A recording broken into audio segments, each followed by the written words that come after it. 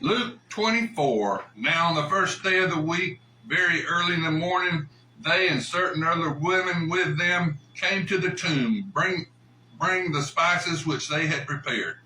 But they found the stone rolled away from the tomb when they went in and did not find the body of the Lord Jesus.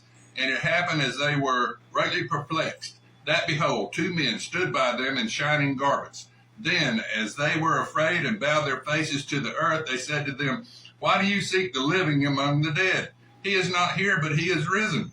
Remember how he spoke to you when he was still in Galilee, saying, The Son of Man must be delivered into the hands of sinful men and be crucified, and on the third day shall rise again. And they remembered his words.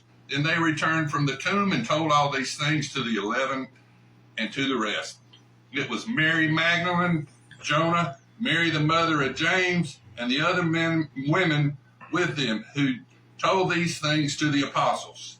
And their words seemed to them like idle tales. They did not believe them.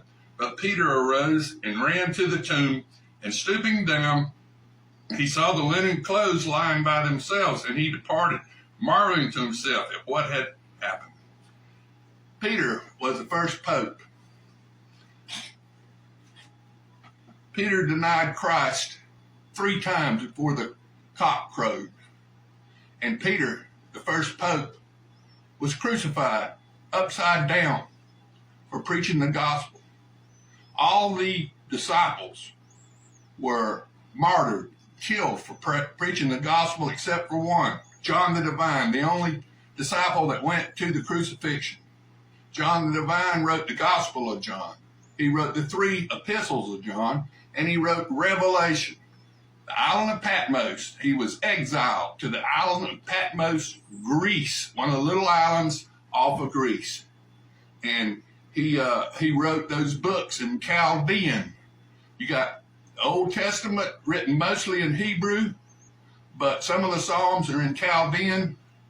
And Daniel 4, when King Nebuchadnezzar saw Shadrach, Meshach, and Abednego walking around in the fiery furnace heated 7 times hotter than normal, and with Jesus and not getting a hair singed on him, Nebuchadnezzar wrote a beautiful prayer, Daniel 4.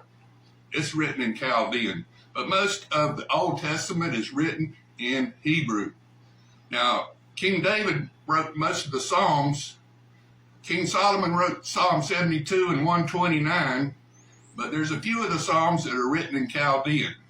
Now, the New Testament, Peter and Paul wrote in fisherman's Greek. That's colloquial Greek. And then